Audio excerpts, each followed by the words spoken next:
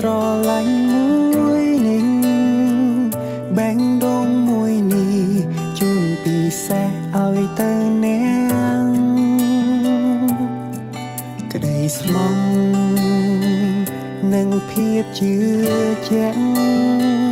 ជូនទៅមនុស្សម្នាក់ដែលសំខាន់នៅក្នុងបេះដូង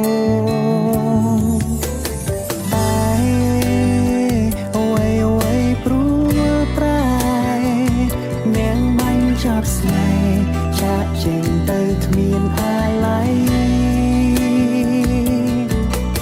ឯខ្ញុំត្រូវក្រំរីងរៃនាងផ្ដាច់និស័យទាំងចិត្តដែលកំពុងស្រឡាញ់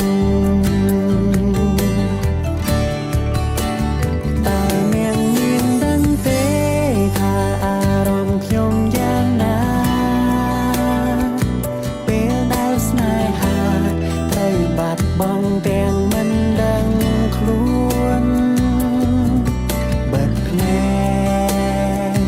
ចិត្តឈឺទួនបែងដងអងរួនឲ្យទាំងភ្នែកស្រែកសួរហេតុផល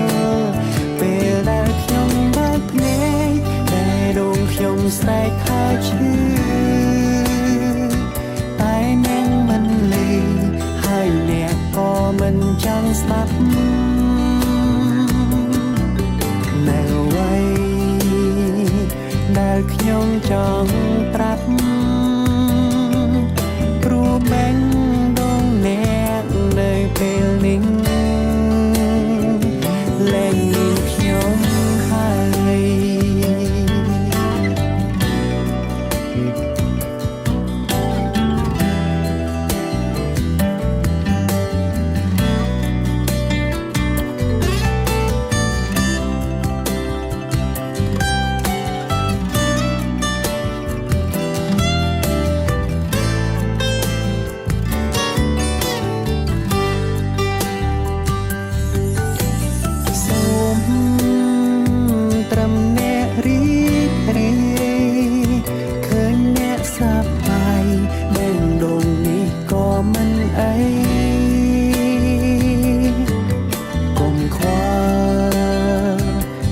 ខ្ញុំរី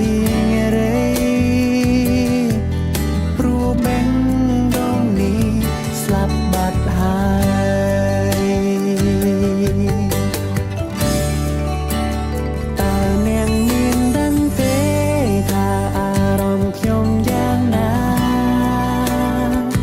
ពេលដែលស្នេហាត្រូវបាត់បង់ទាំងមិនដឹងខ្លួនបិទភ្នែកចិត្តឈឺទួនបែងដងអងរួនឲ្យទាំងភ្នែកស្រែកសួរហេតុផលពេលដែលខ្ញុំបើកភ្នែកតែដងខ្ញុំស្រែកថាឈឺតែនាងមិនលេងហើយអ្នកក៏មិនចង់ស្ដាប់នៅអ្វីដែលខ្ញុំចង់ប្រាប់